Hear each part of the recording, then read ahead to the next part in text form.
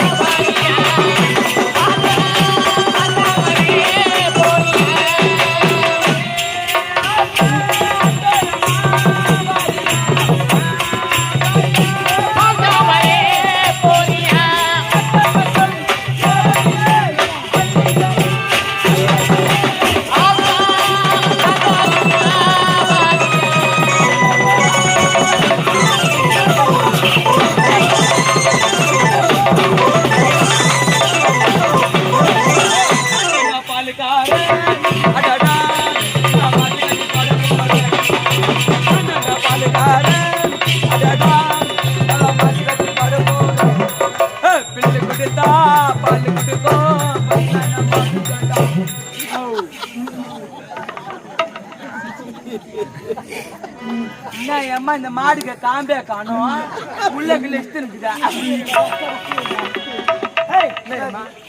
ஏண்டா நான் அண்ணி தேடி ஓடுறாரு எனக்கு பால் கறந்துக்கிறேன். ஏமா தப்பா நினைக்காது. ஏமா எங்க வீட்டுல காலைல 5 மணிக்கு நானே மட்டான் பால் கறப்பேன். அதுக்கு அந்த நினைப்பு எடுத்துக்கிட்டுமா எவனாவது டேய் உங்க வீட்டுல கறக்கணும். ஆமா இங்க கறப்பாங்க. இங்க வரல ஏமா.